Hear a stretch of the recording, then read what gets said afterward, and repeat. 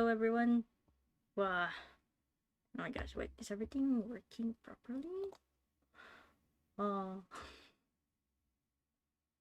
guys, can you hear me? Can you hear me? I'm kind of checking. Can you actually hear me?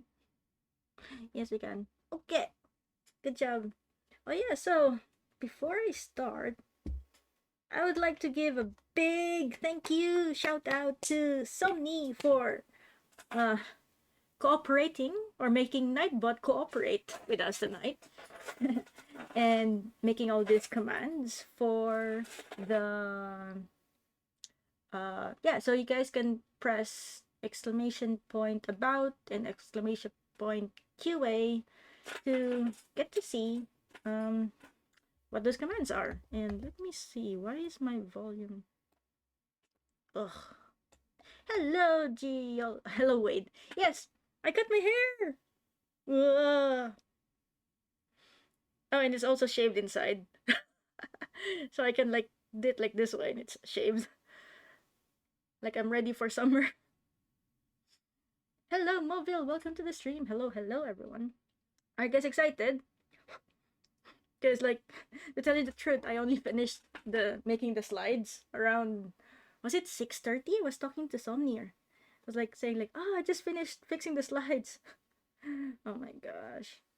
And then around that time, I don't know, around six, there was an earthquake. A little farther from here, but the tremors traveled. So yeah, I felt it. I felt it. Shamir vibes. Oh, now that I actually mentioned it, yeah, it does feel like Shamir. But I also colored it red, but I didn't bleach my hair, so just that. And yeah, so anyway, hello everyone. Welcome to today's special lecture stream. My name is Mitsu, and oh my gosh, Mobile!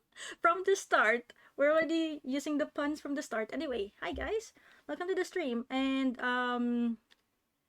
right, if before we start with the lecture, can I just give another round of the schedule? Because I forgot to actually send the link to someone. Okay, be right back.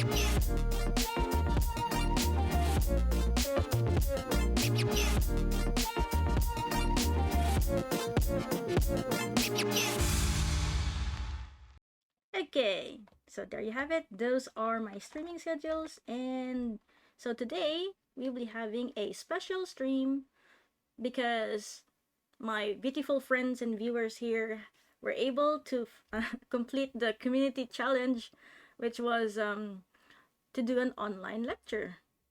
So, yay. Right, let's get to it. You know what?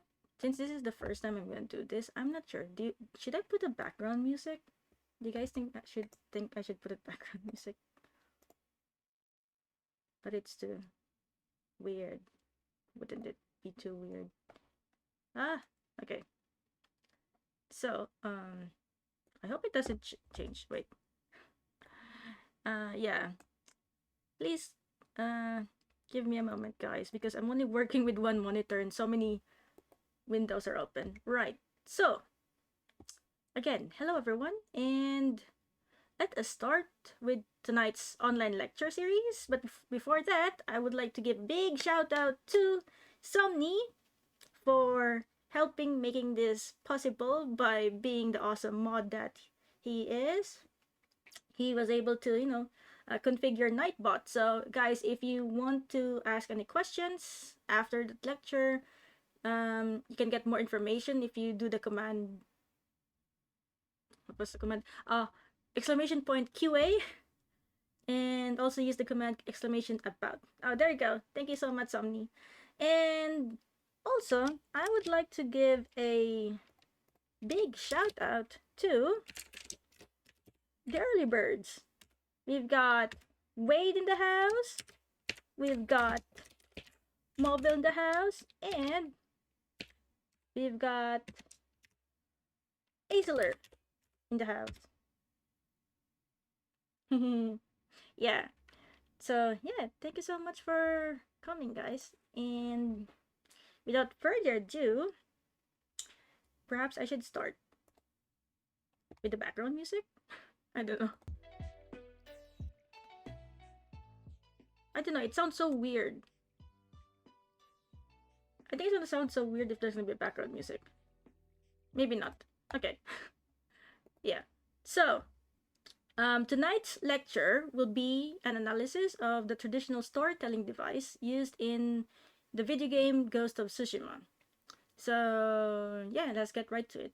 Yeah, you guys can, by the way, you guys can chat and do discussion about it while I'm also lecturing. You can do this discussion in the chat there. And if you do have any questions or comments about it that you want me to read later, you can send it at the Menti link. You can see it right there at the bottom. For questions and comments, just go to menti.com and enter those code. Yeah. So let's get right to it. So for tonight's lecture flow, we will follow the same structure that Ghost of Tsushima has, which is having 3 acts and 1 DLC. So, okay. So, in the first act, which is the first part of our lecture, I'll be talking about Heikyoku and Gunki Monogatari, as well as the Biwa Hoshi. So, what are these unfamiliar terms, you might be asking? So, we'll be learning about that. And in the second part of this lecture, we'll be talking about the elements of this Mythic Tale. So, the Mythic Tales are the side quests. So, there are different side quests within Ghost of Tsushima, and one particular side quest or one group of side quests are called the Mythic Tales. Oh yes, actually, Acer, yeah, it's a free DLC, by the way. It's surprisingly it's a free DLC, yeah.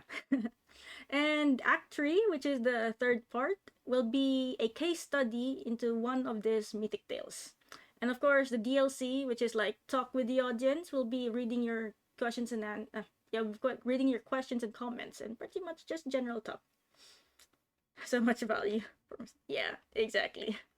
Right, guys. So let's get right to it. Oh yeah. Oh yeah. Sorry. Oh no, it's gonna do everything all over again. By the way, before anything else, I would like to treat you guys into watching this trailer. So this is the trailer, the Japanese trailer of the game. Okay?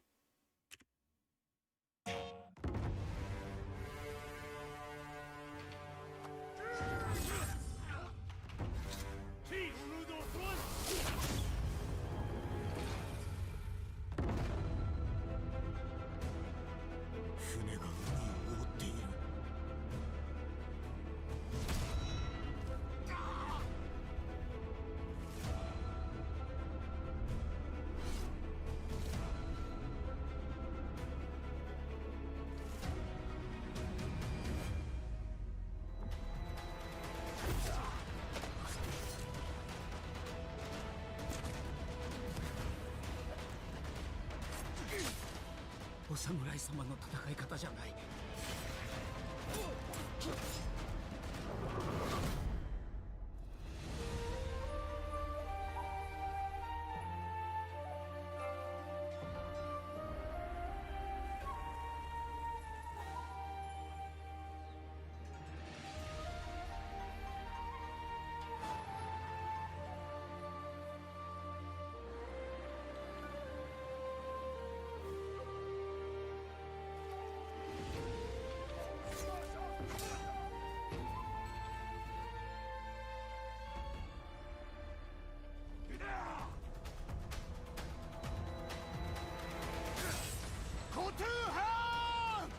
まである戦いを忘れるな。いいや、クロードだ。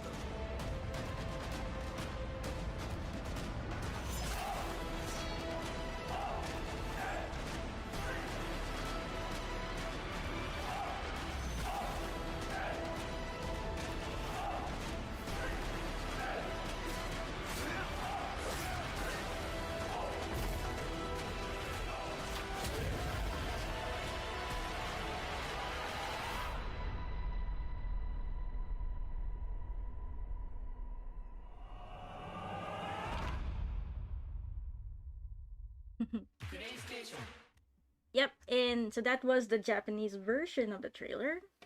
So what do you guys think? Do you think there's promise into it? Right. So, as a brief introduction, like really, really brief introduction. So, what is Ghost of Tsushima? So, Ghost of Tsushima is a historical video game based on the 1274 Mongol invasion of Japan, right in Tsushima Island. So, technically, there were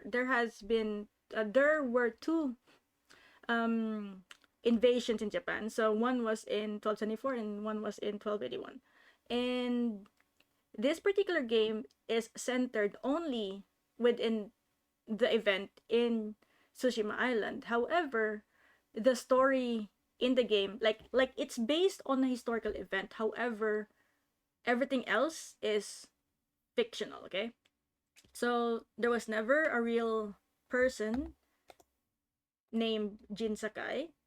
Um, yeah, there wasn't a Mongol leader named Khoton Han. However, it still fits in the overall narrative that Tsushima Island was the first island that the Mongols invaded in order to reach the mainland. However, it wasn't the mainland that they even arrived at, it was the Kyushu Islands. In any case, as a brief synopsis of the game is about this last, kind of like a last samurai. So he was one of the few samurais who defended the island, and he managed to survive during the invasion, the initial invasion.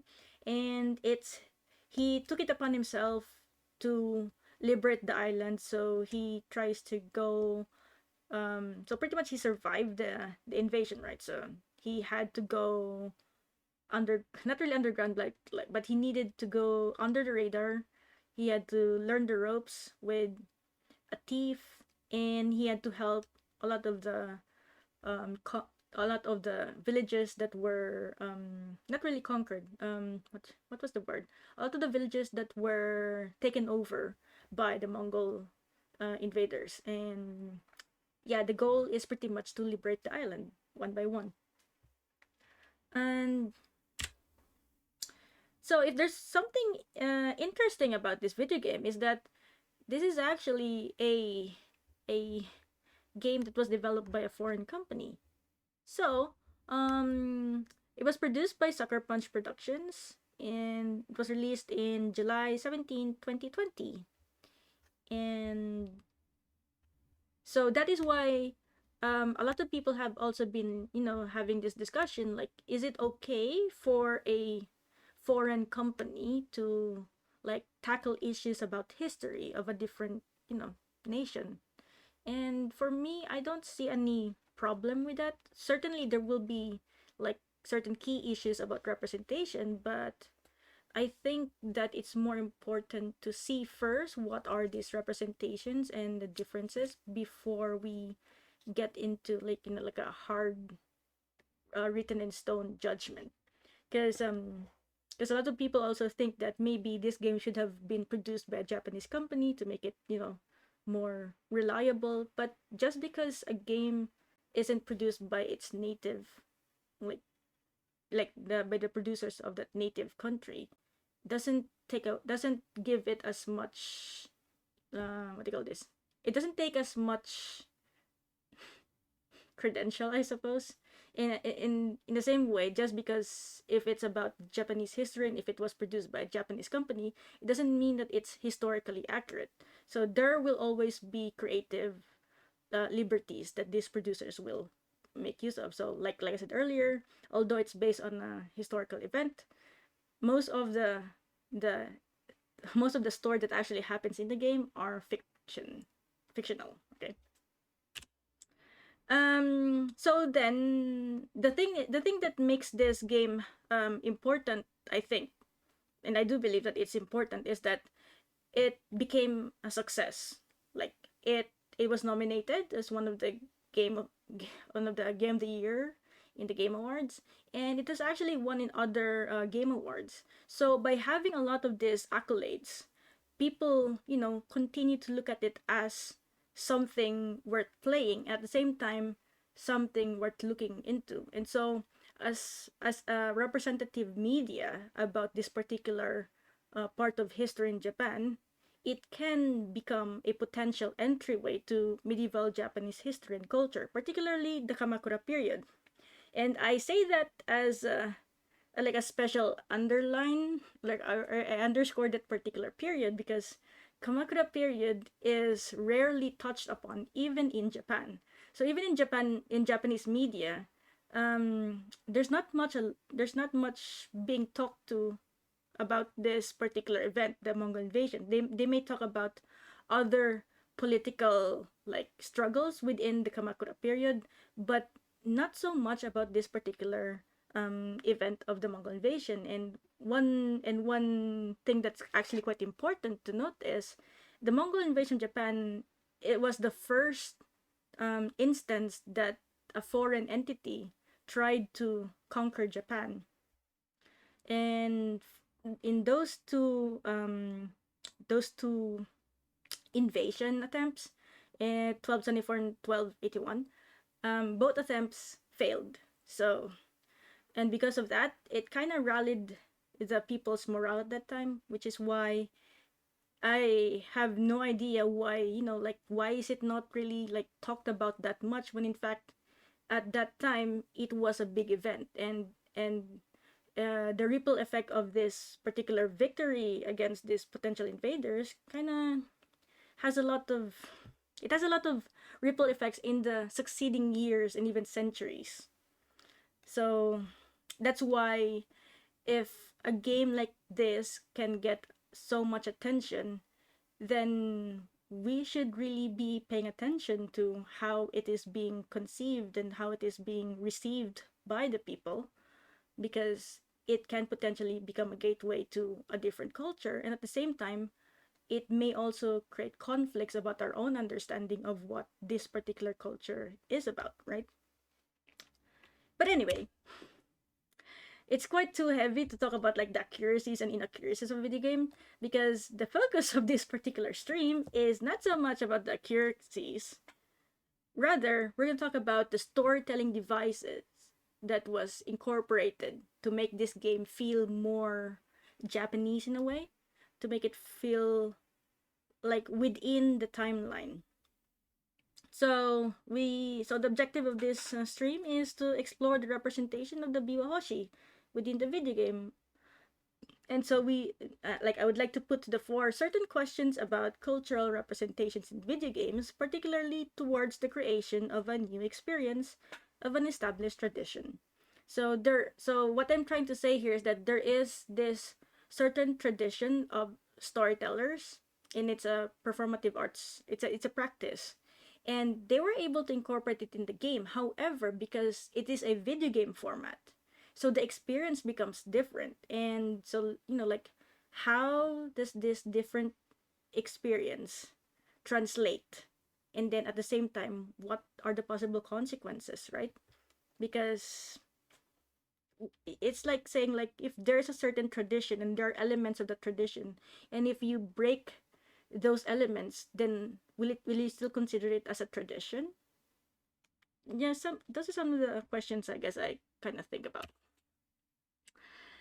Anyway, so let's go to Act 1 of this lecture. Wow, that was a really long introduction. I'm so sorry. So, in the records, in other words, according to the academia, Heikyoku and Gunki Monogatari. So, what are these? So, Heikyoku, according to a well-known Japanese scholar, William E. Deal, in his book Handbook to Life in Medieval and Early Modern Japan, the Heikyoku was a form of storytelling practice that composed of an oral recitation or chanting of the biwahoshi. Biwahoshi means lute priest in a like literal sense, along with accompaniment of the musical instrument called the biwa. So as you can see in the picture, that is like a representation of what a biwahoshi would look like or would be doing in the medieval times. And so the name comes from the fact that the principal subject matter is the narrative of the Heike Monogatari. So that's why it's called Heikyoku. Now you might be asking, like, what is this Heike Monogatari? So yeah, it translates as the tale of the Heike. It's one of it's considered as the most as the complete form of any warrior tale. So that is what Gunki Monogatari actually means, which is like warrior tale. And while the Heike Monogatari is accepted as the standard for what a warrior tale should be, the specific values of honor and bravery and loyalty are often the themes that are primarily represented in this. So if you want to delve deeper into what Tale of the Heike is, it talks about the story of the Taira clan versus the Minamoto clan. So it's technically the Genpei War. Sorry, I'm not gonna talk about that here. But yeah, it's pretty much all about pretty much warriors, and that is what the Gunki Monogatari is. Gunki Monogatari pretty much translates warrior tales, and most of them are actually records. So just to record the activities of the warriors. The Tale of the Heike or the Heike Monogatari is more prose in a sense. There's actual narrative there. There are dialogues, and a lot. And the reason why it's the most what do you call it? It's the pervading example of any heikyoku is because of all the different like events, like epic battles or like sad or tragedies or something like that. So those different events are being recited, being told as stories by these biwahoshis. And another thing to keep in mind is that this Gunki Monogatari, so they always are specific. Like they want to talk about honor, bravery, loyalty, and because of this, it resonated so much with the warrior class because during the Kamakura period, that was the start of the rise of the warrior class. So the the so that's why you have the shogunate by that time, and so they kind of not really sponsored, but they pushed for this particular narrative of the warrior class. And at the same time, this Gunki Monogatari became ideals for the common folk. So the idea that, oh, we can one day become great like these warriors if we do this, this, this. So yeah, right. Now we're gonna look at the biwahoshi. So earlier I showed you guys a picture of what the biwahoshi looks like, according to some of the old scroll paintings that you may have, we may or that are found right now in the archives. And here are actually examples of um, biwahoshi. And so Tsutomu Arao is actually a living contemporary performer of the Heike, so Heike Monogatari. And it is also important to understand that they were already in practice prior to the Heikyoku narrative. So even before the Tales of the Heike, the biwahoshi practice of these musicians telling tales were already in practice. But anyway, the biwahoshi are considered as the mediator between these narratives and the audience. And they were regarded as all-rounder entertainers of song and poetry, tellers of stories, and most importantly, were involved in rituals to prevent plague, the application of dangerous, vengeful spirits, and the purification of polluting influences. So according to Japanese study scholar Alison Tokita, the earliest traces of this biwahoshi can be found in the iconography in the late Heian period. So Heian period is around 796 to 1185, and in especially in the Shin Sarugakuki, written by the courtier Fujiwara Akihira. So yeah, so in other words, even before the Kamakura period, there were already there's these performers were very who were already tellers of tales, I guess. Yeah. And I guess to some people they would tell me that, oh, they're like the bards. In a way, they're like the bards at that time. However, when the Heikyoku narrative came, they became more of a storyteller in a different sense. And I will explain that in a while. So yeah, according to Deal, the chanting of the Heikei text may have been intended to pacify the souls of those who had died in the Genpei War. And so this is where they may deviate in their roles compared to the to the bards, because for them the role of the biwahoshi now, especially because they're supposed to be priests, was more ritualistic, like they like the act of performing was a ritual performance. And so there's an idea back then wherein by chanting the Heikei text, it was meant to pacify the souls who died in the Genpei War. So this Genpei War, this is the Taira versus Minamoto clan fight. So this is the entire story of the Heikei Monogatari. So there were a lot of people who agreed that it's not just a normal story anymore. It's also one way, by commemorating the dead, by remembering their deeds, by remembering their faults and their flaws, then you can help the spirit move on. Something like that.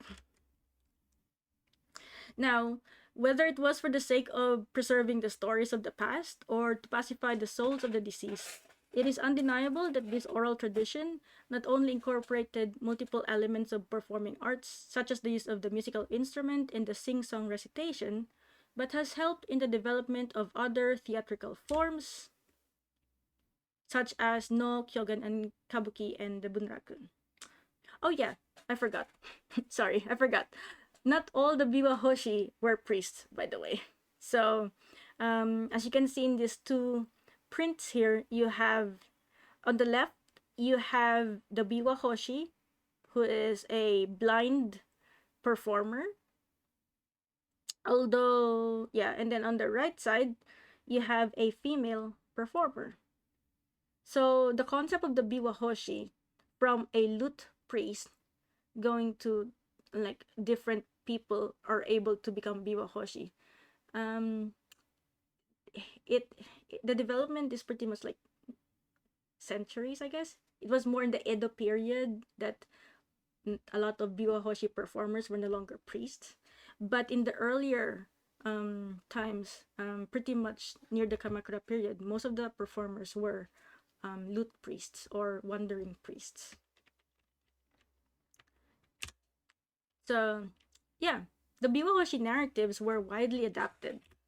So they became the basis for a lot of the narratives that are performed in No, Bunraku, Kabuki, and Kyogen theater.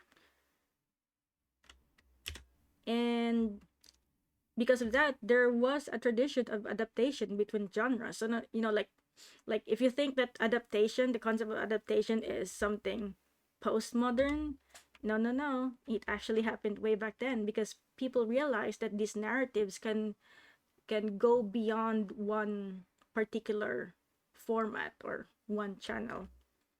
And so, in which case, the delivery of the Heikyoku performance relied on the elements particular to them. So, originally in the Biwahoshi performance, you just have the lute priest who recites and the biwa as an accompaniment instrument, accompanying instrument.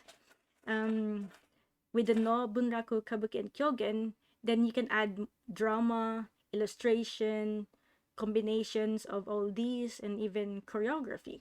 So because of that, the narratives moved on, or they were preserved in a way.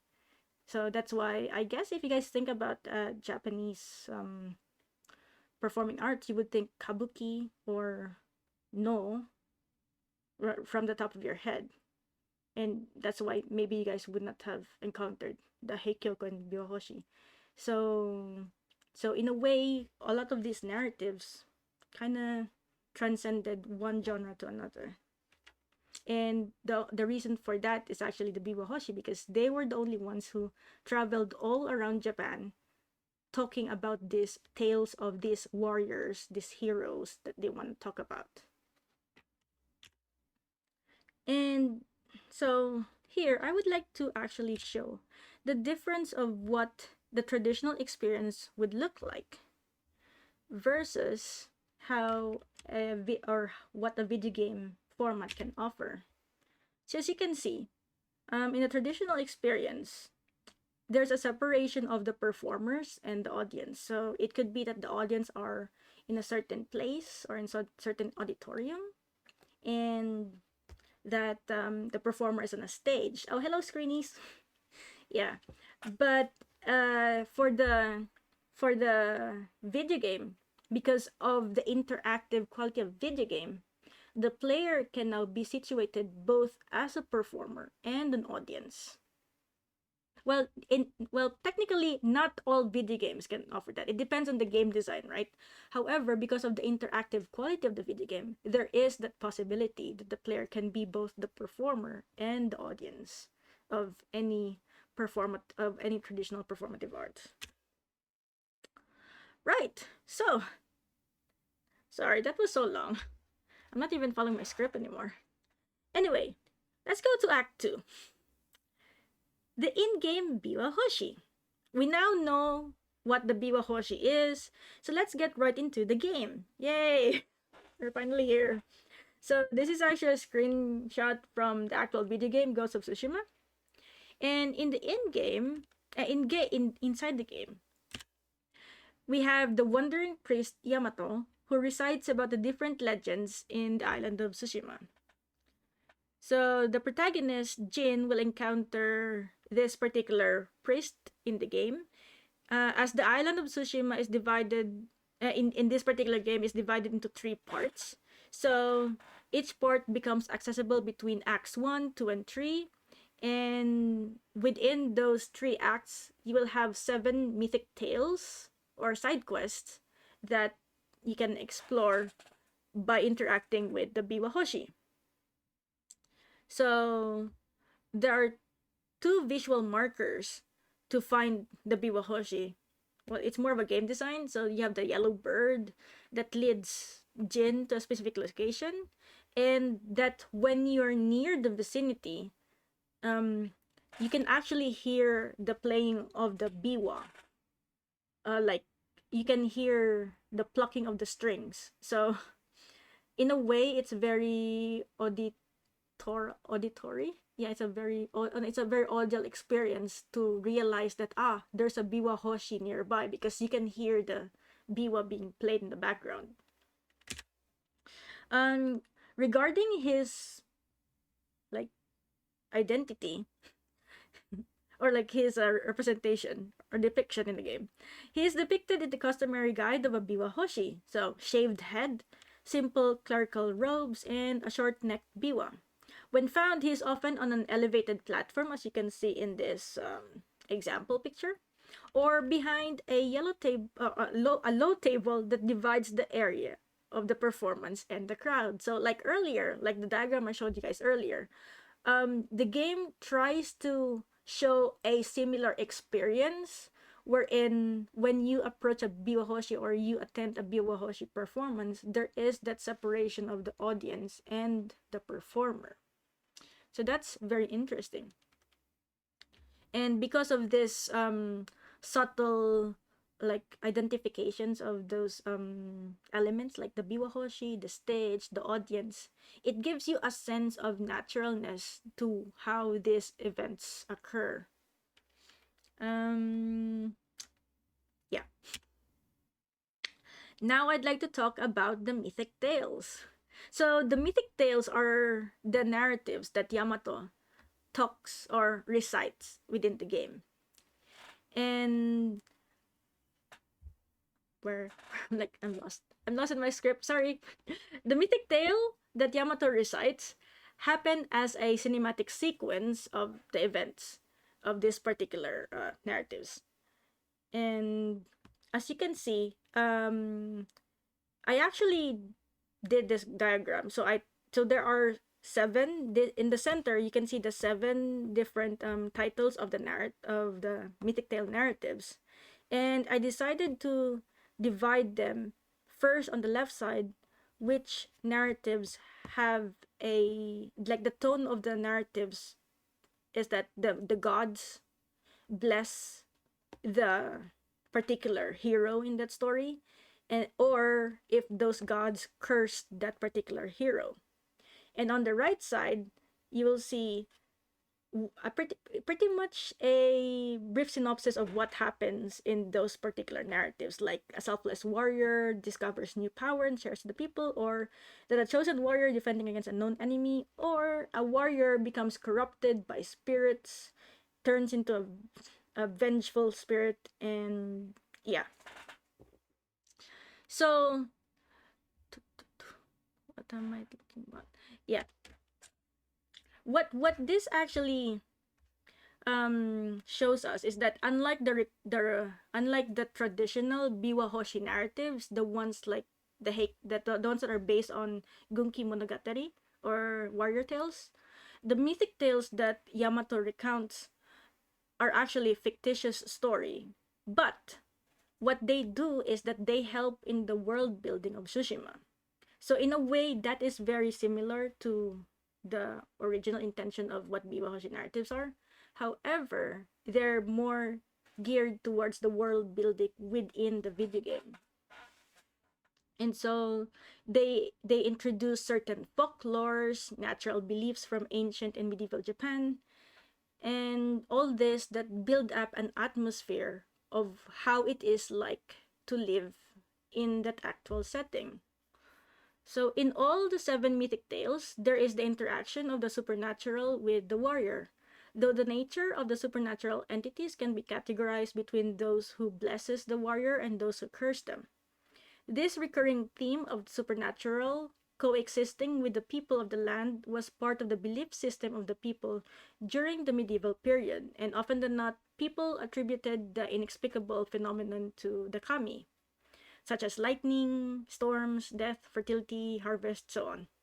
So, in addition, since ancient times, monks have been regarded as learned men aside from being propagators of religion, and thus it was common for the people to go to them seeking answers for what is unknown or the otherworldly. So, this is how the Biwahoshi at that time, especially the wandering priests, became a mediator of these narratives and the people. So it wasn't so much just about the warrior tales. They also they use the Biwashi narratives to explain the inexplicable.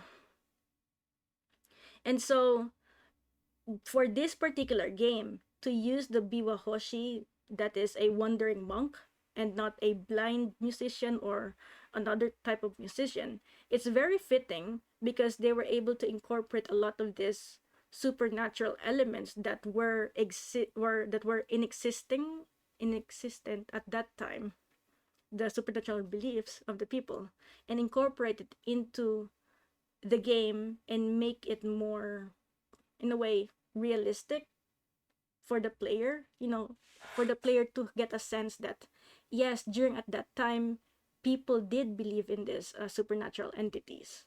So because of this particular manner of using the Biwahoshi to talk about it in the game, it became more believable within the timeline. So, with the mythic tale expounding on the seemingly ordinary and accepted relationship between the people and the kami, it also shows that the developer were very well aware of the ideologies that governed within or during the Kamakura period. So it's not just like a simple, oh, we want to do this, or we want to use certain narratives because we think it's cool. They actually did their research, like what were the common beliefs that would have been talked about in certain tales, what would be the gossips of the day, those kind of things. Now, as mentioned here, the supernatural entities and the warrior protagonists of each mythic tale are in some way directly or indirectly connected to the narrative of one's fate with the spirits. So, yeah, it's there in the diagram. And the thing is, this particular narrative structure is also somehow parallel to the main story of the game. So, like Jin becomes the chosen warrior to help liberate the island.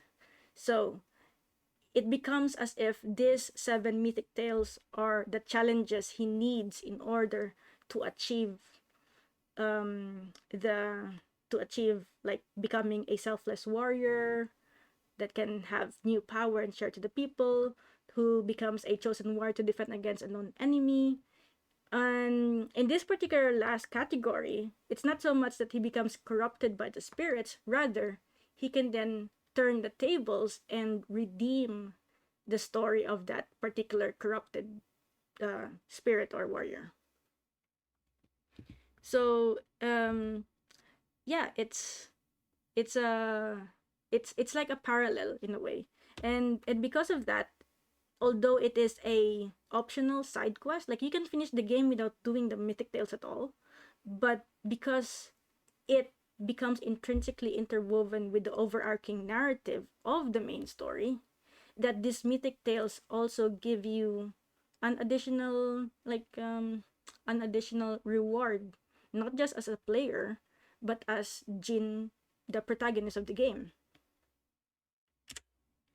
Oh yeah, so another thing to look at is the multimedia presentation. So there's the different audio visual experience, because again, the traditional experience of the Biwahoshi performance is you're sitting there and you're looking at someone on a stage or a platform and they're performing, so you're just looking at them, you're listening um to their performance.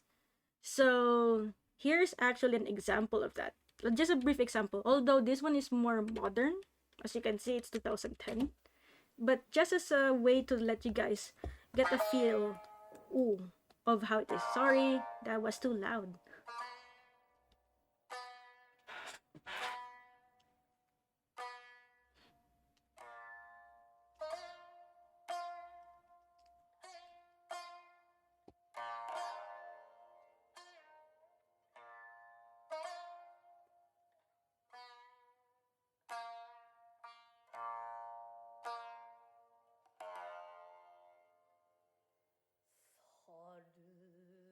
るほどに那須の余市ぬめたかは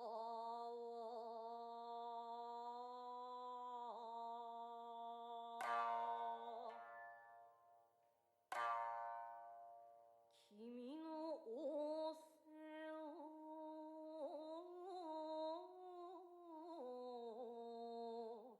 かしこみて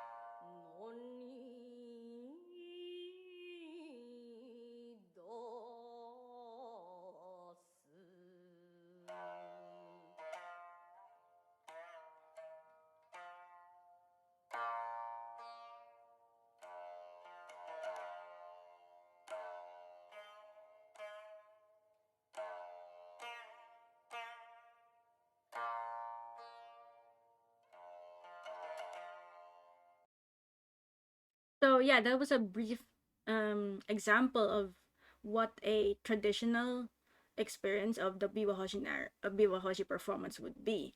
Although as you can see, it's already modern. There's already a microphone there, and there's like background backlight and stuff like that. But looking back at how they did it in the past, they would just be in the roadside, and it's up to it, and it depends. If you're near, then you can hear them recite the stories. If you're far away, you won't be able to hear what they're actually talking about. And also we can see that there's already like a transcript, like a subtitle of what she is actually chanting. But in an actual performance, you don't get to see subtitles, you don't get to read anything.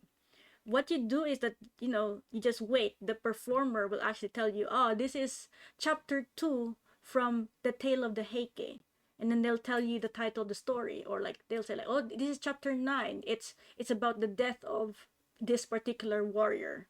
So that was how the Biwahoshi narratives were being performed back then.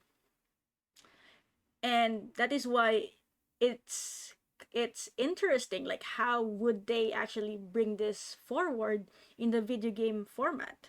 Because rather than sitting in place and looking at the performer who is reciting the narratives with just the accompanying biwa instrument, the new technology offered by the video game repackages the experience into an audio visual sensation. And we have the cinematic sequence appearing on screen, and we have the combination of sounds. So it transports the position of the player no longer within that boxed area of an audience, but it kind of transports you in a different dimension, so to speak. So rather than looking at, so here's like, supposedly you're like Jin here, who is like sitting there looking at the Biwahoshi on stage, but at the same time, as a player, you're probably sitting on a chair looking at your TV screen and looking at all of these things unfolding. So that's another layer of being both an audience member and the performer by moving Jin around, as the avatar.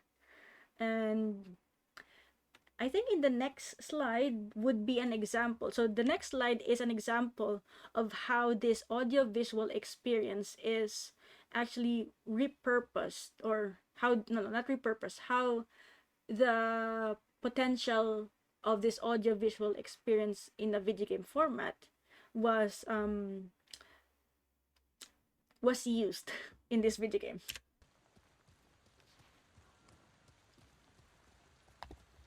Come, my lord. The story of Uchitsune awaits.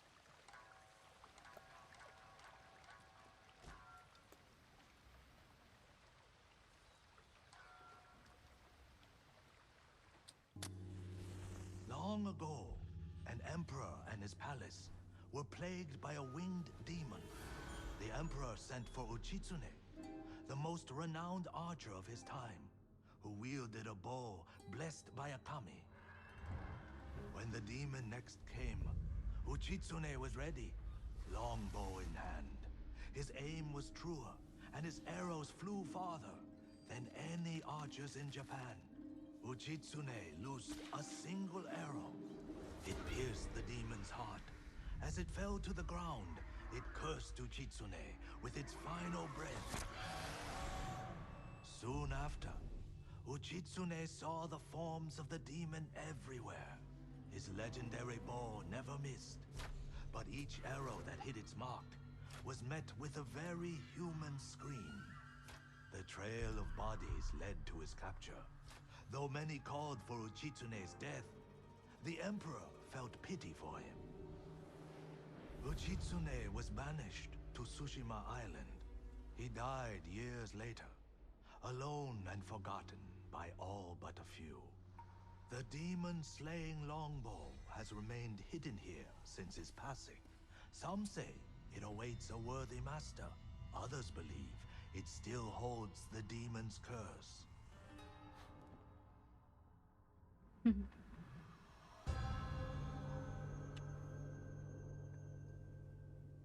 Okay. So So that was actually how you would experience the narrative of the Biwahoshi performance within the game. So what happens is you, as the player, would direct Jin to where the Biwahoshi performer is, and you would listen to the story. However, you're not just going you're not just going to be sitting there. What happens is that the screen changes and you're treated to this cinematic um sequence. And so it becomes a different experience, right? It becomes really more of a cinematic experience as opposed to what a traditional Biwahoshi experience would be. Now, we can break it down to the sound and the visual, right? So for the sound, they were very much aware, the producers were very much aware that they were making a game that is almost grounded to reality. And so this is actually a quote from the Escapist. So it's an online journal that interviewed them, and so it says like this was not a fantasy game. If they wanted to transport the player to the actual game setting, they would have to be treated to the actual sounds. And it's true because you can see the natural sounds, you can hear the wind, you can hear the B1, you can hear other traditional instruments. However, while there is the use of the biwa instrument, there are other instruments that can actually be heard, such as the shamisen, flute and percussion instruments, and additional sound effects. So if this was a traditional biwa hoshi performance, you will only hear the recitation and the biwa instrument. But because of this cinematic production, you get to have to include other sounds with it, and that changes the experience overall. You don't feel like you're just a normal person looking at a performance. You end up watching like a movie. That's why some people say, "Oh, it's a cutscene now." It becomes a cutscene. It becomes an actual movie, so to speak. Another thing is that by toggling on, so in the settings menu, you can actually turn on the subtitles. So once you turn on the subtitles, the player can then read the narrative and you can follow along the narrator. And again, this changes the experience because traditionally you don't get to see the lyrics, you don't get to see the narrative. Most of the Biwa Hoshi performances are actually oral traditions. In other words, there's no script. So that's why you have different versions of a particular chapter in the Heike Monogatari. You have a different version of a particular battle because they have different interpretations of what happened in those times. But by having subtitles, the player can follow word per word and they can even imitate the cadence of the narrator. So in this sense, the experience itself becomes so different. So really it becomes like it pretty much becomes like a movie experience in a way. Speaking of movies, um the narrator's cadence is more akin to contemporary storytellers. So remember earlier I showed you guys a small clip of what a traditional biwahoshi performance would be. The female performer, and then now you saw how they interpreted it in the game, in the cinematic sequence. So you can tell that the difference in their cadence is very like glaring, should I say? Um, in that the narrator in the cinematic experience is really more akin to a contemporary storyteller. Like there's the sense of suspense. There's a sense of there are pauses that gives you like a moment to look at the image. There are moments wherein the way he speaks the words has to go hand in hand with the image that is moving along the screen. And so that is something that is very familiar as well in Japanese cinema. So in the early I can't really tell which year, but in the early days, sorry about that. In the early days, um, there during the black and white cinema period where there aren't any like audio yet, like you have the live band right there. You have these off-screen narrators that would interpret what's going on in the screen. They were called the benshi. And so in a way, this particular experience of just, a screen, um a screen, monochromatic images flowing in the screen, you have instruments in the background, and then you have this off-screen narrator. When I first saw that, I was like, that reminds me of the benshi because they interpret what's going on the screen. So so it's almost as if they're incorporating so many elements of cinematic techniques here. Another thing to look at is the visual, like I said earlier. So the monochrome visualization is very reminiscent of the sumie art or the ink art. Um, and at the same time, the way the cinematic, the graphics, or the design, the character designs, they look like as if they're influenced by contemporary manga style. So on the top left, you have Ghost of Tsushima, a screenshot from Ghost of Tsushima. On the top right, you have a sample of a landscape Sumie by Shozo Sato. And on the bottom is a spread from the manga Vagabond by Takehito Inoue. So if you think about it, this especially because of the interviews with the developers of Sucker Punch, they do actually say that they are influenced by popular culture as well and because they also want to give the player a cinematic, cinematic feel of the game. So they incorporate a lot of this almost familiar visual techniques that are also linked to, like I would say that this particular visual techniques are very linked to a Japanese identity of art. I hope that made sense. Yeah. And so, as seen in the selected images above, it can be said that while the art style used for the cinematic sequence may draw on traditional art of Sumie, the renditions are actually more informed by contemporary art motifs, innovations, and popular culture. So here's another example. So a screenshot from Ghost of Tsushima and a image of samurai warrior by Yuki Nishimoto. So according to Yuki Nishimoto, a painting will always have stillness no matter what. It doesn't move. But within the work, one has a strong sense of movement. Like when you pause a video, there is that little blur of movement. So if you recall the actual cinematic sequence I just showed you earlier, it wasn't really it didn't depict actual animation as people running. It depicted more of still images, but because of the movement of the ink against the negative space, although it's not white, there's still a negative space. You can see that is movement. There is dynamism occurring within these images.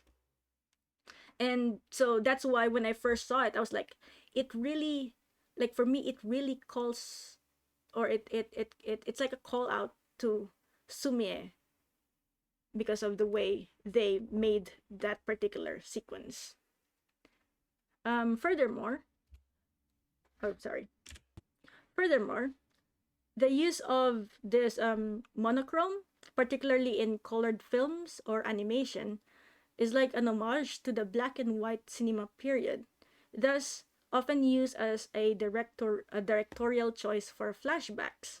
So a similar portrayal may be at play within the cinematic sequence of the Mythic Tales, considering that these narratives that Yamato is telling Jin happened in the distant past. So it's almost as if the monochrome adds that layer that, yeah, these are flashbacks, or like these events happened in the past.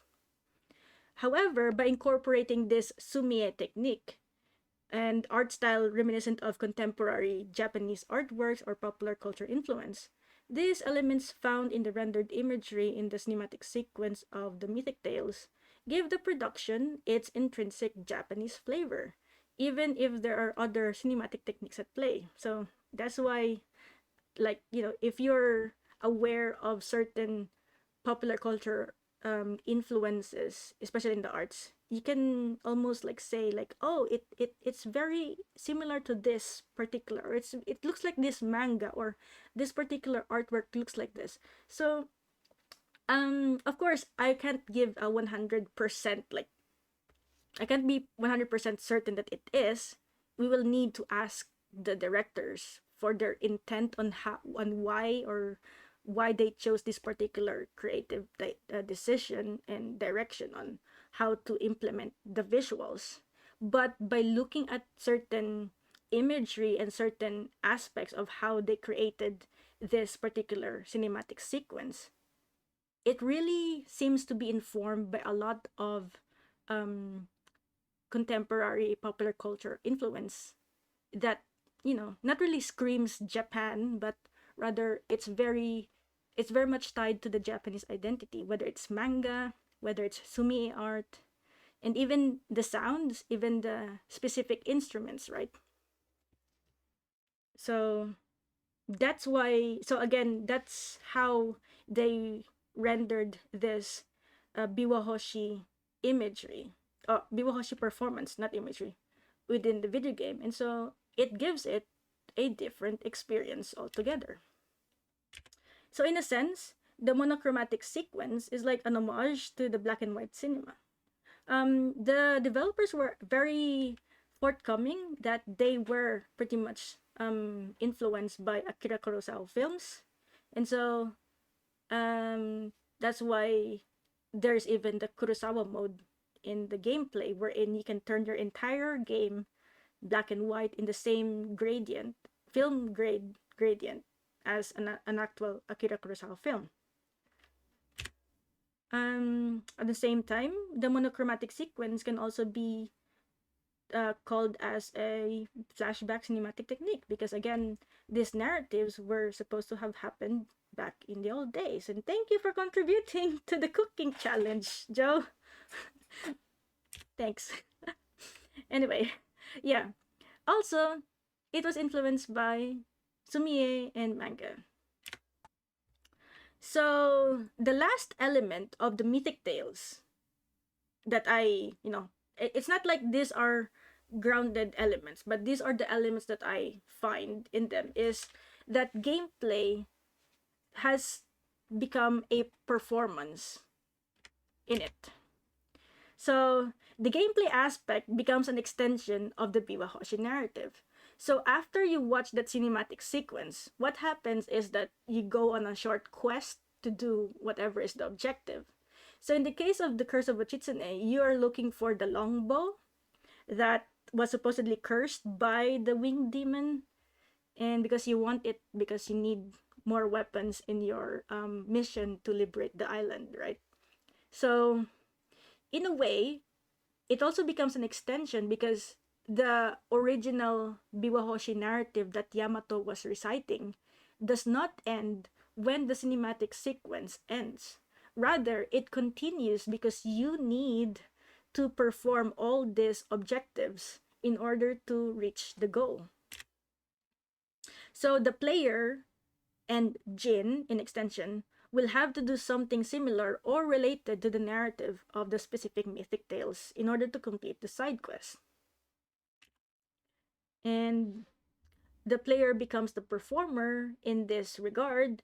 Thus, while the sequence of events that follow, the events follow a particular structure, like when I say this, it means like, like if there are 3 objectives you need to do in order to reach the goal, then there's a linear path, like you need to do A, you need to do B, you need to do C in order to reach the goal. However, the way you accomplish all these objectives depends per player. There is, even if you follow a particular walkthrough, I'm pretty certain that no 2 player will have the same experience in performing any of the mythic tales. For example, you can have Jin in traditional samurai armor, or you can have him in a loincloth. You can have him like swim all the way there, or you could have him, or you can use the fast travel option to go to places closer to it. So there are different ways to experience the objectives and or to do the objectives, and because of that, you become a performer, or the player becomes the performer in going in, in the challenge to reach the goal. Right. Well, we are now in Act 3. So with that in mind, let us now take a closer look into one of these mythic tales. So the Curse of Ochitsune. So in this particular mythic tale, like I said earlier, most of the mythic tales incorporate a certain supernatural entity. They may be the kami, they may be demons or other spirits.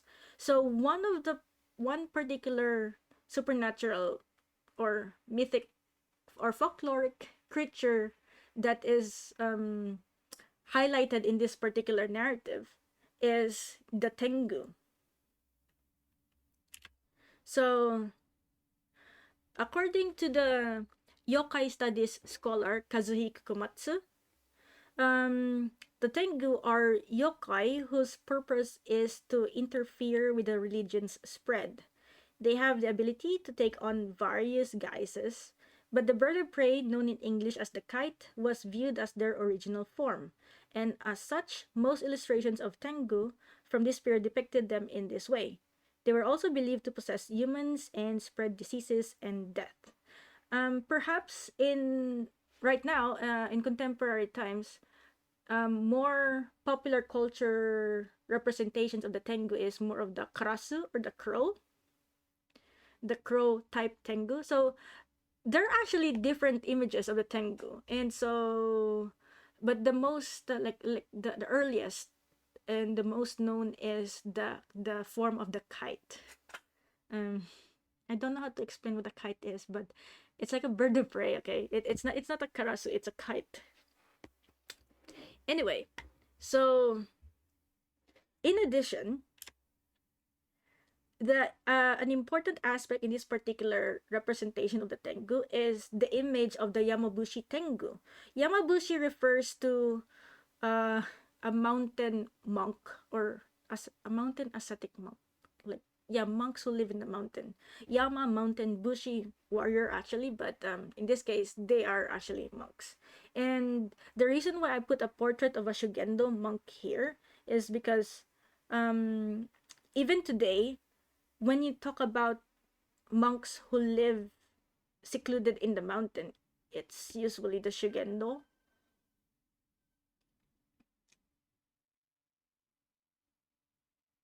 Yeah. Yeah, it got the game gets a co-op player mode later on. Yeah.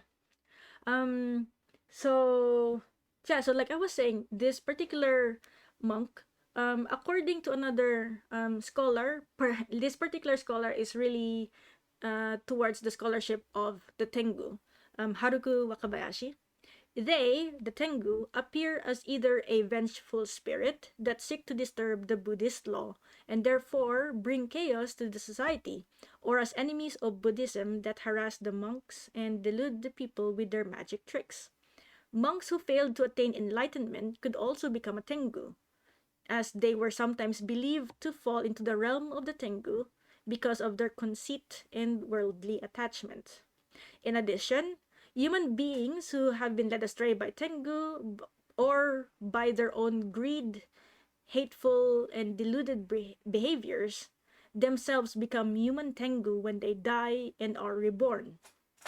So this particular human Tengu can also is also what Wakabayashi refers to as the fallen monks. So if we look back, or if we think back to the story of Uchitsune, Uchitsune was cursed by this winged demon, and this winged demon actually applies to the concept of, early Tengus were much more uh, depicted as actual birds of prey, as opposed to half human, half bird. And so, it like it ties into the concept of the old imagery of what a tengu was, or a tengu demon was.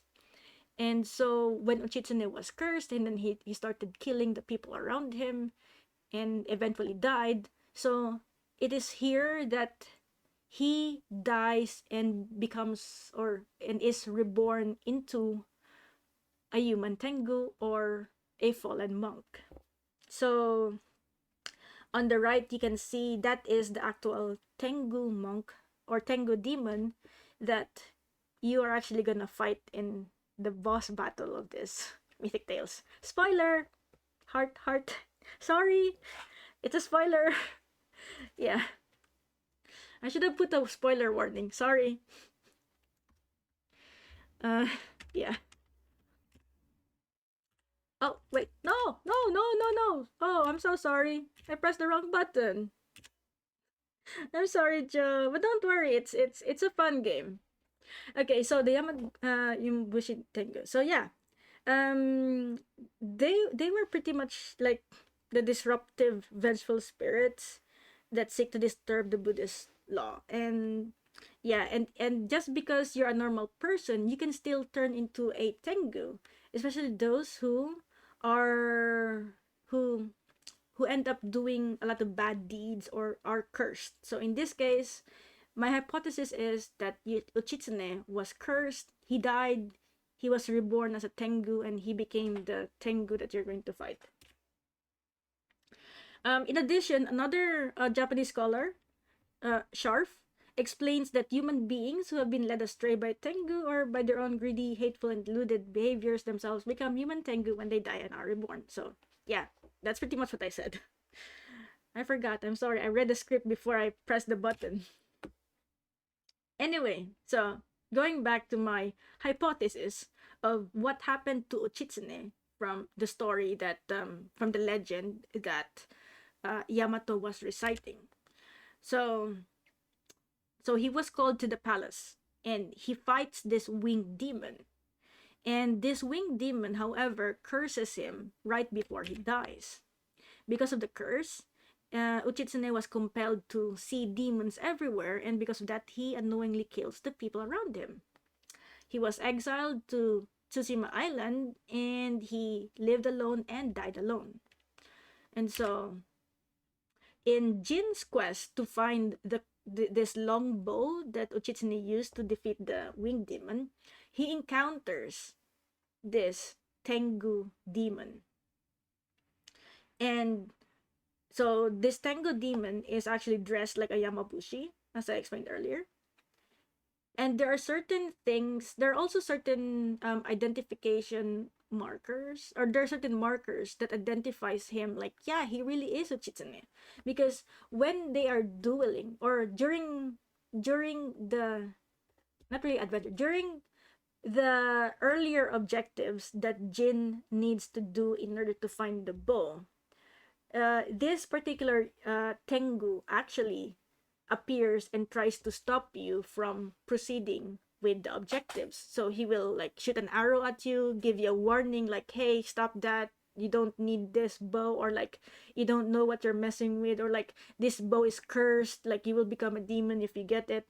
So hello, oh yeah, that's my mom, by the way. Carlos K54, that's my mom. Hi mom. Enjoy. Anyway, so like I was saying, so another one of the important things to look at in throughout this mythic tale is that the Tengu was actually warning Jin to not proceed with this particular narrative, or this particular mythic tale, because he was warning him that, look, dude, like, this bow is cursed, you will just turn into a demon, so stop it, don't find it.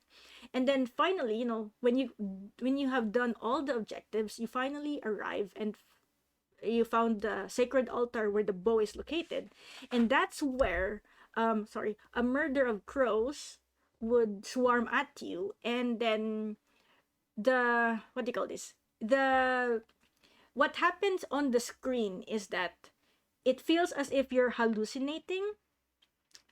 and within that hallucination you're fighting the tengu, and so that's where this third screenshot is at. So you're about to have a duel with the tengu. Now during the duel, it's not just, it's not just like yeah and like swinging your blade and like that stuff. Throughout the duel, the Tengu will actually keep talking to you. He will keep dissuading you. He will keep telling you, like, this is a really cursed weapon. Like, if you're not strong enough, you will fall into the curse and you will die and you will not be able to accomplish your goals. But Jin, because Jin is like, because the thing is, Jin is embodying the ideal samurai values. So he tries to show his selflessness, and like he's being brave, he's being loyal, he's being honorable. Like he wants to fulfill his, like, quote unquote destiny to save his people from the invading Mongols. And so he doesn't he doesn't relent to the taunts by this particular Tengu, and so they keep on fighting. But it's very, it's very like eye-opening. Like, if this was an actual Tengu demon who, according to the story we got from Yamato, would just, like, indiscriminately kill anyone on sight because they bring death and, spread plague. But this Tengu was actually continuously trying to dissuade Jin from approaching the weapon. Another thing to think about is that the moment Jin actually defeats the Tengu, the illusion like duel that they have ends. It ends. And this particular cursed aura on the longbow, it disappears. So it's almost to say as if, yes, it was cursed. And now that you've defeated the Tengu has somehow been, what's the right term? The Tengu was English. That the Tengu was somehow not vanquished, but like he was exorcised. Like the demon was exorcised. Um so and that is why, if we go back to the title of this entire narrative, it's called Curse of Ochitsune. So in other words, this entire narrative that we heard from Yamato does not end in the cinematic sequence. It goes on up to the point that you defeat this Tengu and lift the curse. And that is why the gameplay aspect of this particular side quest is not just your run of the mill, these are your objectives to reach your goal type of side quest. No, it becomes an actual performance of the Biwahoshi narrative that we are given. Do you guys understand? Did you get that? But yeah, so that's what I meant when I said, like, because probably you're thinking there are other games that have this, like, like there are other games that have side quests. You get a story and then you have objectives and then you reach a goal. But what I'm trying to talk here is that this particular Biwahoshi narrative that is being given to us in this video game has so many elements in it. So there's the visual, there's the audio, there is the narrative, the particular narrative we see in the cinematic sequence. And then the last aspect or the last element is the actual gameplay. So in effect, the entire side quest is the Biwahoshi narrative, and it involves the gameplay aspect. Yes, travel from one point to another. Exactly. And I actually got lost so many times. Anyway, another thing to think about, or another thing that I was, looking at when I was trying to analyze this particular Mythic Tales, was that when I was looking at this particular duel, I actually thought about the story of Yoshitsune, who was fighting the Tengu King Sojobo in Mount Kurama. So, like, are they somehow giving us a intertextual relationship between the narrative that's happening in the game and the narrative that is like written about the story of Yoshitsune. And another thing that ties it in is because Yoshitsune is the so-called hero of the Minamoto clan who fought against the Taira clan in the tale of the Heike or the Heike Monogatari. So again, we go back to the original context that the Biwahoshi narratives are derived from warrior tales, and these warrior tales are often, or most of the Biwahoshi narratives are often lifted from the stories during the the fight between the Taira clan and the Minamoto clan. So it's like bouncing ideas back and forth, and it's like going on full circle now. But yeah, so I'm not sure if I'm making any sense now because I'm so excited about talking about it anyway. But yeah, if you actually look deep into it, I'm not sure if it's also intentional, but like if you look at the different aspects of a certain representation in a video game, you can see that there are so many things that are interconnected. And one of it, I think, like I feel, is this intertextual reading, that this particular mythic tale has a connection, or like you can read it intertextually with that particular event in Yoshitsune's story. Also, this particular image wherein, like Jin is about to have a duel with the demon looks like it looks like a play in this ukiyo-e painting of Yoshitsune, about to attack the Tengu King. And another thing that's important to take note about this particular event is that although it says Yoshitsune fights the Tengu King Sujobo, the entire ordeal is not really that they're fighting. Rather, the Tengu King Sujobo was actually training Yoshitsune. So, maybe you guys have watched 47 Ronin, or maybe you guys know the story of Yoshitsune and other media. You would know that he has, what do you call this, almost otherworldly prowess in terms of martial arts and strategy, and that he learned all of that from a Tengu. So if we read that particular text as this person, this individual being trained by a Tengu to become a powerful warrior, and if we look at it in the context of Ghost of Tsushima in this particular mythic tale, the goal of Jin is to strengthen himself, is to empower himself, and that's why he needed to get that bow. However, in order to get that bow, which is a representation of the power that Yoshitsune actually, received from training with the Tengu King Sojobo, Jin has to overcome the Tengu that is standing in his way. And because the Tengu was showing signs that he wasn't really there to kill Jin, he was there to test his strength, to test his fortitude, to test his like conviction of why he is doing all this in order to liberate the island.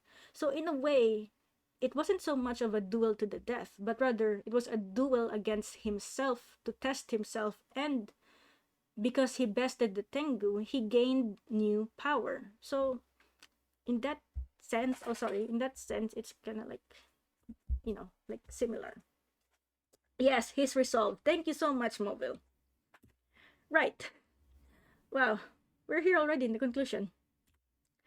So, as a brief conclusion, um, I could say that developers were very much aware of the traditional storytelling practice of the Heikyoku and the Biwahoshi.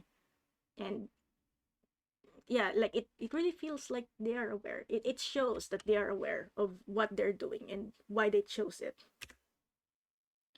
Another thing is that the game design choice for the Mythic Tales creates a different experience to this traditional storytelling practice. Again, by incorporating this other elements, the audio, visual, the dynamics in the narrative, and the gameplay aspect, it gives each player, or even people who just watch other people play this game, it gives them a different experience to how this traditional storytelling practice is being consumed.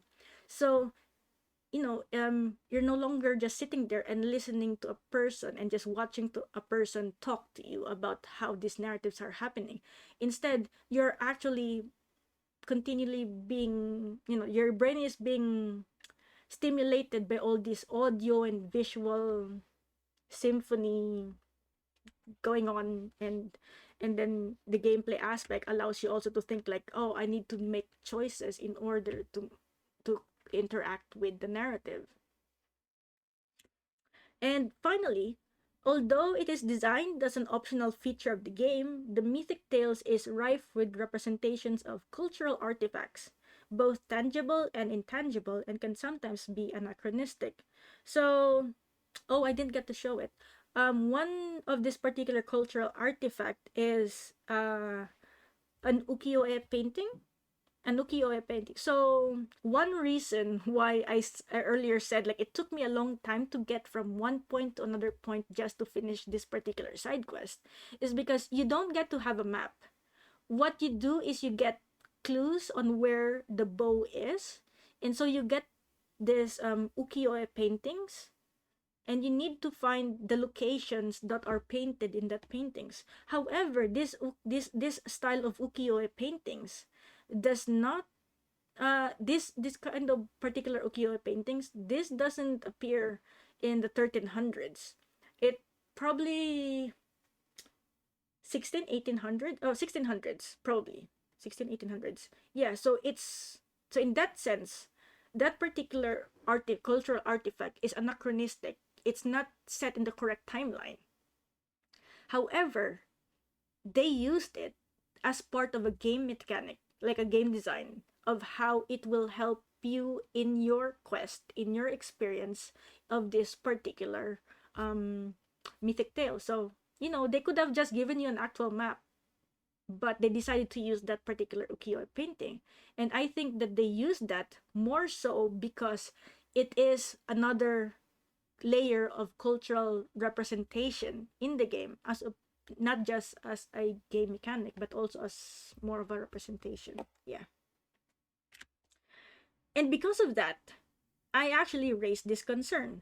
So the developers were clear that they wanted to provide a similar experience as watching old samurai movies, and therefore worked to recreate it from sound, image, and gameplay.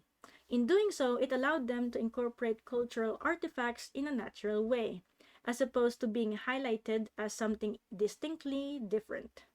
This can create a false sense of naturalness to the experience and may become the pervading understanding or the traditional practices loss of identifying markers.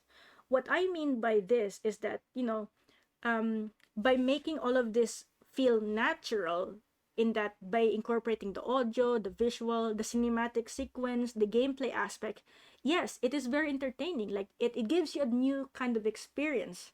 But because of that, we may end up, or like if you are not informed that there is an actual biwahoshi performance tradition, or like this was where they lifted this concept of storytelling, like there's an actual tradition to it, you might just think that, oh, it's just another side quest, just like in any other game wherein someone's gonna tell you a story, you do this and that, and then you go do the objectives and reach a goal. So by making it so, and also by making it too cinematic, too movie like, that it feels more like a movie, right? It doesn't feel like a biwahoshi performance anymore. And because of that, it kind of renders the concept of what a biwahoshi performance is, like it nullifies it. Like and so that's why in my survey, in some responses they would say like, oh, it's like the bard.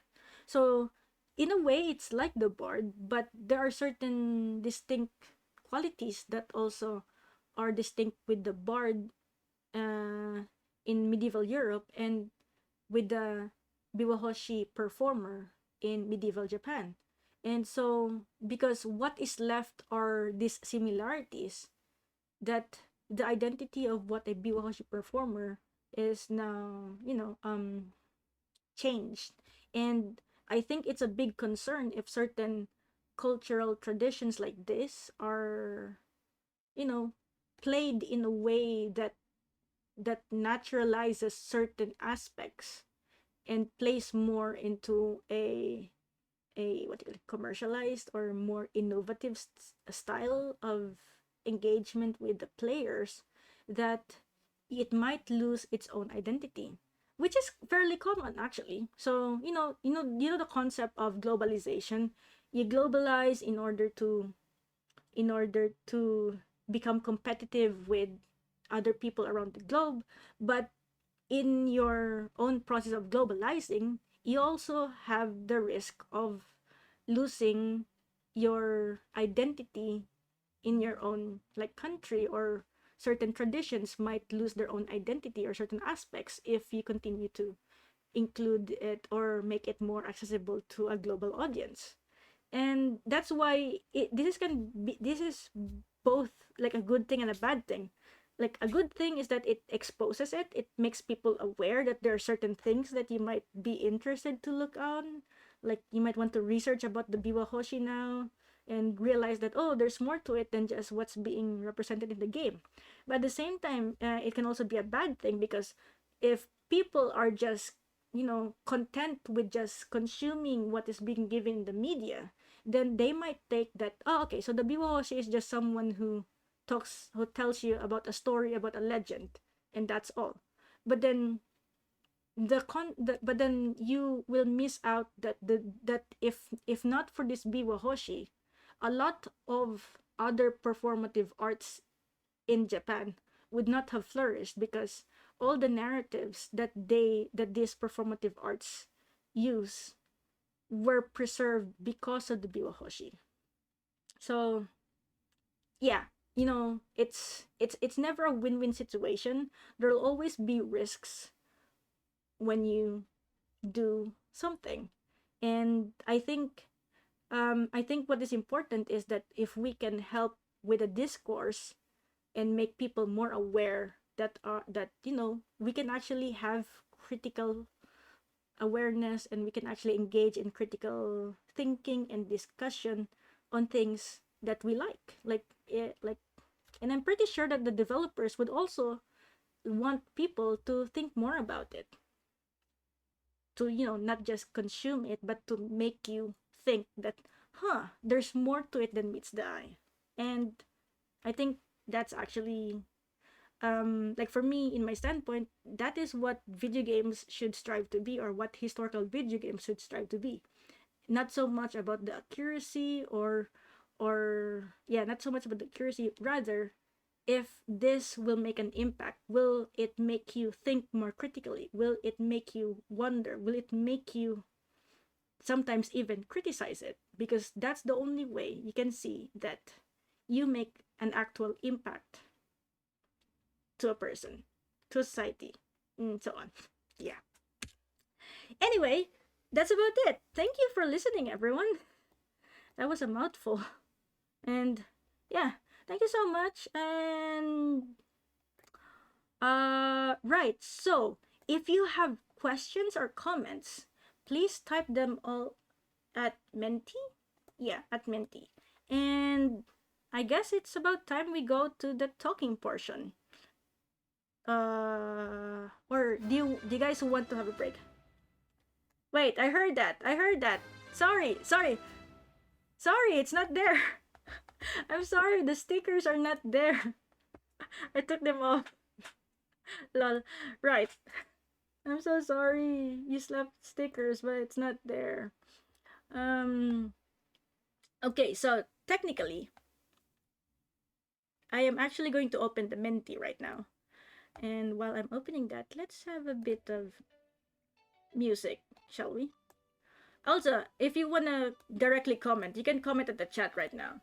Do you have any questions? Because I'm really slow in opening Menti. Wait, where is Menti?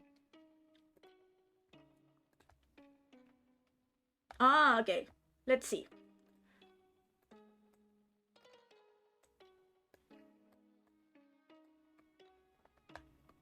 Hmm.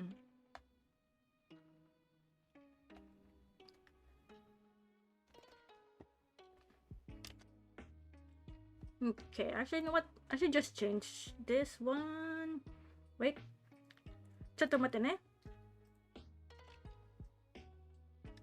I'm trying to look for it. Ah, here we go. There we go. Ah! I need to move it. Okay. That makes sense. Better. Okay.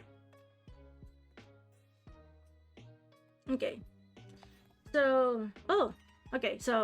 One of the comments is that I'm interested in the division of more realistically grounded story of the story mode and the more spiritual magical story of the multiplayer, and also the wanderer who tells stories for the multiplayer is blind. So is it his exaggerated interpretation? So if we go back to the concept of the biwahoshi, so there are different types of biwahoshi, right? So there was also the blind performer kind of biwahoshi. So technically I haven't played the multiplayer, I'm so sorry, but from what I know about it is that yes, he becomes your particular biwahoshi, and this exaggerated interpretations also goes back to the fact that biwahoshis never had a certain script, so they interpreted it differently from one person or another. Actually, if we go to in Kitakyushu, there are still some schools that have survived. When I say school, like a group of people who follow a certain discipline, and they still have certain schools that follow a certain way of actually giving this oral tradition. So they have their own style of interpreting, of talking, of the specific way of talking about this particular story. So yes, in a way it is an exaggerated interpretation, but it goes back to the fact that most of the biwahoshi narratives were in fact interpretations of the biwahoshi themselves. After all, the narratives that they talk about were things they never experienced themselves. All they can do is just give it out as oral narratives. So they are in fact interpretations. Next is I like how in this game the devs employ a resolve system instead of eating to increase health. It makes the experience more real. Yeah, I agree with that. Yeah. And I think that also goes back to the concept, right? That because you are in a quest to do something, so it pretty much depends on your resolve. Do you have enough resolve to continue this quest? Do you have enough resolve to survive and continue with your goal? So I do agree with this. It's a lot better than eating, although I wish at some point they would eat just to show that yeah, they're still human, that they're not just plain robots. They also had to eat or something like that. But there is actually, oh wait, am I going to spoiler again? Okay, spoiler, don't listen if you didn't do act 1 completely. So there's actually a part there wherein they're drinking sake because they want to get drunk or something. So there are moments like that wherein they bring in certain things to make it feel real as well. I think the modern way of delivering stories, such as in Ghost of Tsushima, makes the experience more personalized, and you can experience it how you want it, opposed to the older way, such as in performing the stage, with audiences have a similar experience. Yeah. So so when I was talking earlier about the difference between the experience of a traditional experience, wherein there's just the stage and the performer, and then there's the audience. It is a different experience, and the way Ghost of Tsushima has interpreted the performance into an audio visual symphony that somehow may stimulate you to like thinking more about the narrative, becoming more engaged, and then having that gameplay aspect. It does change the experience, and like personally, I too personally love that kind of experience as opposed to just sitting down, because I actually experienced no. I've been to no theater, and as much as I love that particular story, it can be a bit dragging because you're just sitting there and you're just watching. And sometimes if if you're in a very bad position from the stage, sometimes your vision can be like obstructed, or sometimes if they're talking in really really deep voice, you have to rely on the translation paper to realize like what are they talking about here. So in a way, um, this new experience provided by the video game format that Ghost of Tsushima has allowed us to experience, um, gave it a new like a new identity. It's still somehow like the traditional storytelling of the Biwashi narratives, but because of these added elements, it also breathes new life to it. Yeah, my only concern there in the end was that like if if this is how people will continue to experience it, maybe they will lose track of the identity of what a Biwahoshi performance was. You know, I mean, like that goes hand in hand with any traditional um, performance arts, not just the Biwahoshi. Perhaps in your own countries, you would have certain traditional arts that are being innovated, and maybe in the process of innovating it, they might lose certain things that made them what they are as traditional. So the risk is always there. And so that's why more conversation and discourse is needed to, help with making people more aware. Okay, next one. Is rendering the story as a cinematic, maybe merely representing the immersion of the character into the story, example, a flashback in a movie? I think so. So this is actually more of a cinema studies question, and I'm not really a scholar of cinema studies, but I have taken a lot of cinema studies courses here, and I would say that in a way it is a visual representation. Um, as of immersion, it could be. It depends on how they created the flashback, because like in this case it's just black and white and most of them are still images, and then in other movies you have more complicated flashbacks. You can actually see the actual movements of the character. You can actually see their facial features, or how far are they from the camera, how near are they from the camera. So in those cases, in those particular flashbacks, you also have to consider like, is the camera that is looking at this scenario the actual person who's having a flashback? Is this his actual eyes, or is this more of a, like an omniscient presence wherein you get to see what's happening around you? You're not just following one person's memories.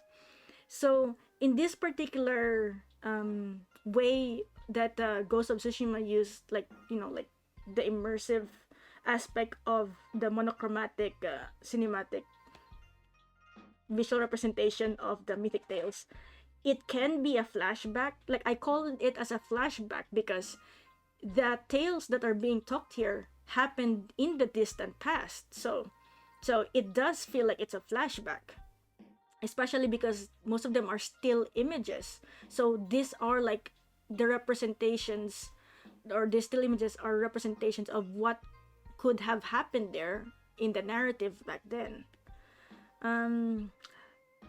So yeah, I guess in a way it is an immersion of the character into the story. But again, it's also like a question of, I guess it's more of a creative director, question to the creative director. Like, do you position the camera lens as the character's eyes? Like, this is what he sees? Or is the way you use the camera to look at everything that's happening in the screen more of an omniscient view? Like, you get to see everything that's happening. It doesn't have to be just within the point of view of a particular character. So that's, I guess that's how I would answer that. Sorry. On the topic of downplaying details about the Biwahoshi, could that be because the focus of the game is a story about samurais? An example, the smith NPC, another traditional profession, is simply a source of upgrades in the game. Right. So I think so because I'm not the developer, so obviously I can't give a direct answer, right?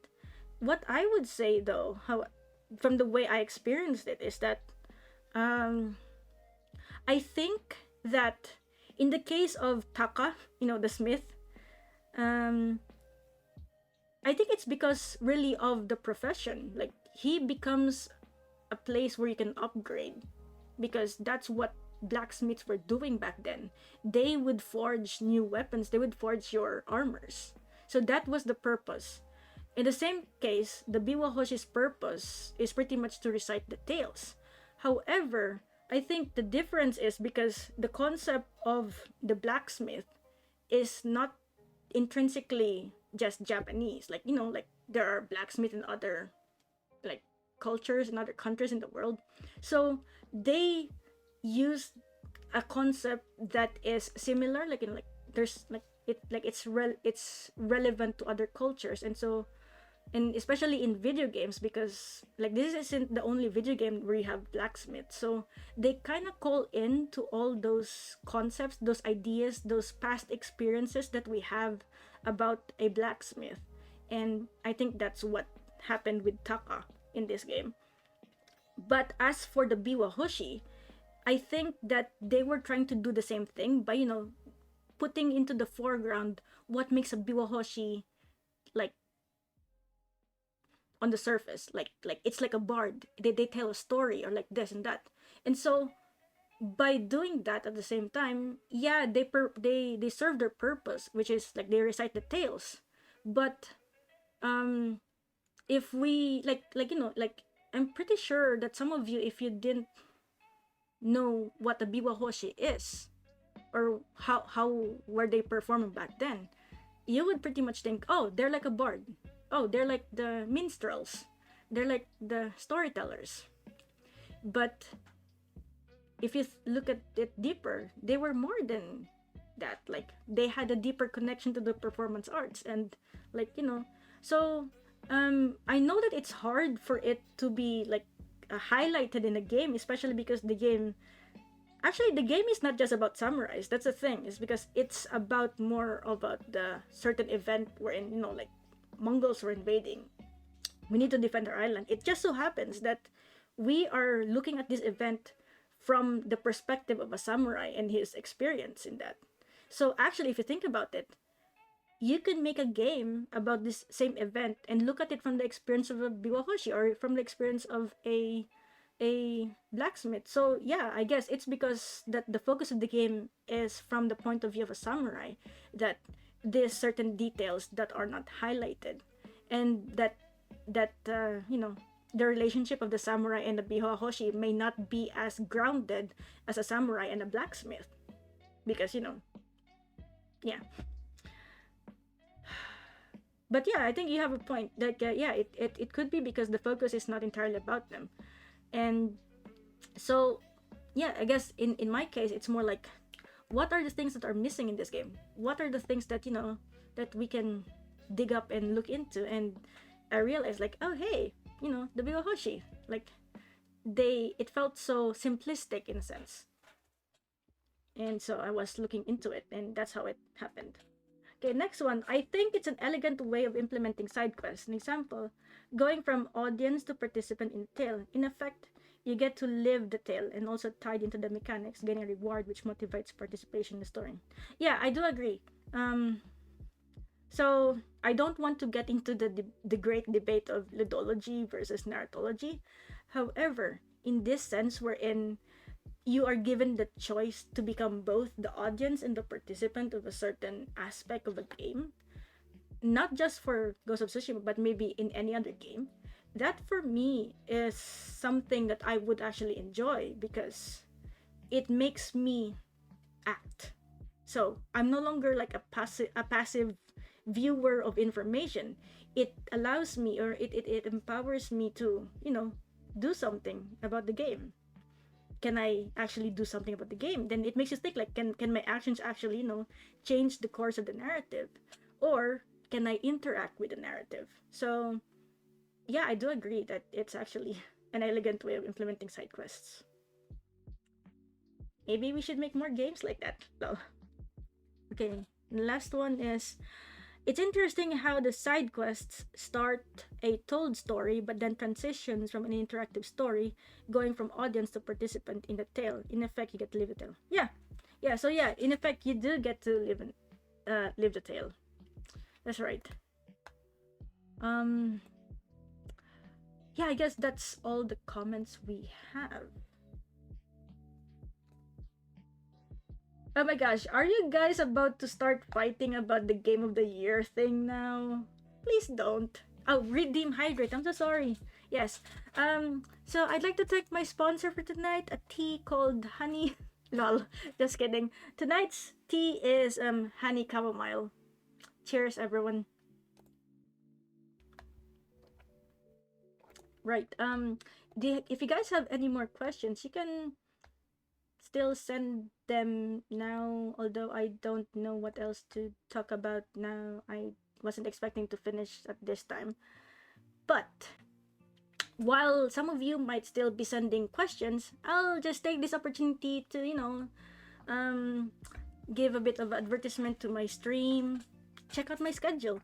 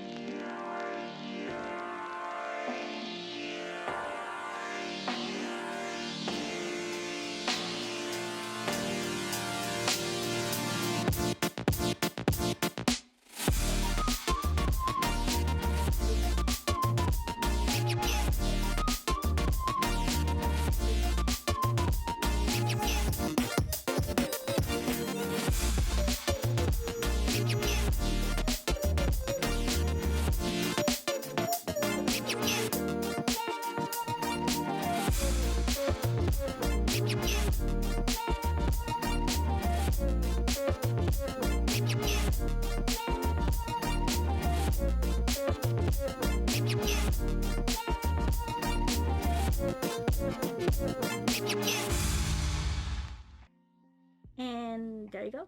So, okay, so no more additional questions. Gotcha. So, I guess this is the part where we go to the saying thanks to everyone. So, once again, guys, many thanks to everyone who have come to watch. Thanks to awesome moderators, Joe and Somni. Thank you so much to our early birds. Let's give a shout out again to Wade. Thank you so much. What? No! I tapped it wrong. Sorry. Thank you so much, Wade. There you go. Right now?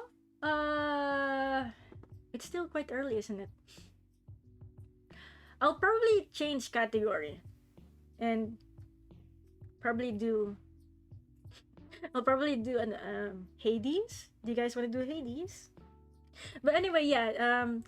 But before that, I would just like to say thank you, everyone. Oh right, I didn't actually get to introduce myself, right? Because I've been talking so much. My name is Mitsu.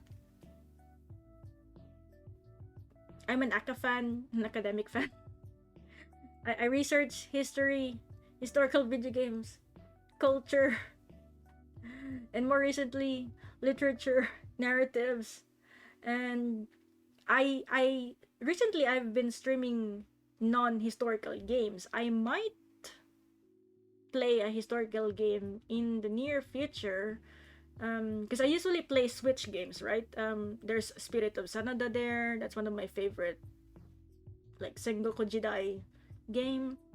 However, in the last Nintendo Direct, we got news that there's gonna be a new Sengoku Muso or Samurai Warriors, and it's gonna be focusing on my favorite warlord, Oda Nobunaga, and Akechi Mitsuhide.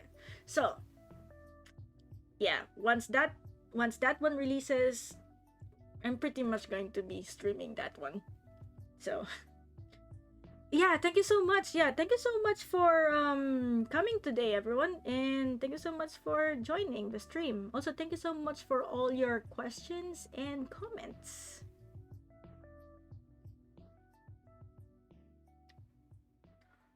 But mention the Tyra reminds me of a guy with big beads of. Huh? Which guy? Kuroda. Maybe you're talking about Kuroda. Kuroda. But yeah, actually, there actually is a game called what was that? Tale of the Genji.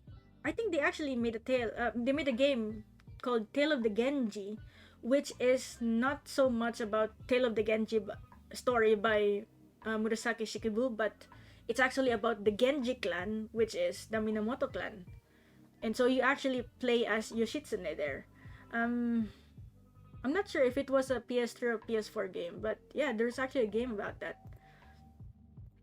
Also, oh wait, do you guys want some recommended readings? Like if you guys wanna read more into medieval Japanese history, I I actually would recommend that book um by William Deal. It's called A Handbook to Medieval Japanese Life, Culture, and History. It's a good compilation, like a good overview, like a good introduction. It's still thick, but it's a good introductory book. Um, Actually, you know what? Let me go get the books, and I'll show you guys. Ah, should have prepared them. I'm still here. I'm still here. Don't worry. Ah,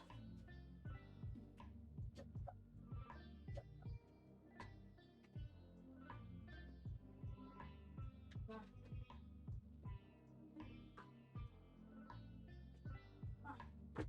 ah. I'm still here. Ah, I'm just getting the books. Okay. I didn't leave. Okay. So if you guys want recommended readings, uh, wait, this one, The Mongol Invasions of Japan. This book is it's not so much of an actual academic reading type. It can be an academic reading. So this is by Nakaba Yamada. This particular version is illustrated, so I chose this. It's pretty much a recounting of the two Mongol invasions, both the 1274 and the 1281 invasion. So yeah, you guys might be interested.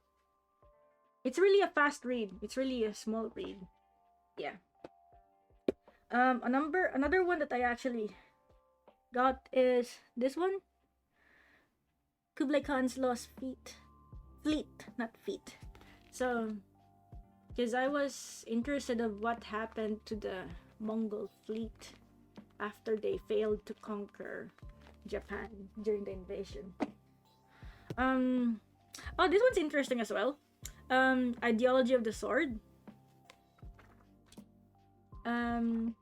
Yeah, it's pretty much like, it's not really a modern Bushido, but like a a good reading material. A good reading material that you can also criticize and think critically on, like how much editorial comes into it and how much things that you can talk about for research. Oh, if you're more interested in the medieval warriors, this one's a good read. Heavenly Warriors: The Evolution of Japan's, wait, military. So from the 500 AD to the 1300s by William Wayne Farris. This is actually a good book. It's a conclusive book. And I haven't finished reading this yet, but yeah. No, Mobile. No. In fact, Japan wasn't the only country that he failed to conquer. So yeah, indeed, the Mongol Empire was big, but it wasn't able to completely conquer all of Asia, and so one of it is Japan. And I think, and I believe that one of the reason why, like although there are infightings in the empire at that time, but one of the reasons why the the empire the imperial army at that time began to crumble was also because of the two failed attempts at Japan, which was very costly. It was expensive, both in their both in gold and in the resources. So yeah. Um, yeah, The Mongol Art of War. It's a nice read as well. Haven't finished reading. This was what I was talking about. If you're really interested, so this is the medieval, uh, the handbook in the life in medieval and early modern Japan by William E. Deal. And so what's good about this book is that it's not as if it's chronological. Rather, you get to read thematically. So you can talk about, if you just want to talk about history, there's a chapter just on history. There's a chapter about government. There's a chapter about society and economy. There's a chapter about warriors and warfare, on religion. So it depends on on the theme or the chapters of, yeah. So it's a good overview. It's a good introduction. And perhaps one of the most recent publications is by Professor Oleg Benesh, um, Inventing the Way of the Samurai. So what this means is that, like, as because like the concept of the samurai was not there in the medieval ages. It's actually a very modern conception. It's an early modern conception. So this pretty much traces like how the evolution of the concept of a samurai and how it was invented to how we appreciate and know the samurai culture that we know today. But yeah, these are good reads if you guys want to look more into Japanese warriors in medieval history, I guess. Right. So anyway, I think I've prolonged that enough. Again, thank you everyone. Thank you so much for coming. Thank you for joining the stream. And remember, take care, stay safe. Finger hearts, heart, heart. Wait, there's another heart. Heart. Was it this one? No, it was this one. This one. Heart. Yeah. And yeah, I'll probably start in a different stream for Hades. If anyone's still there and want to join Hades, give me maybe 10 minutes and I'll gear up for Hades. It's hard to make a proper heart. Okay, I'll make half the heart. You can make the other half the heart. Lol. Right. Anyway, again, thank you guys. Bye bye. Bye bye bye bye.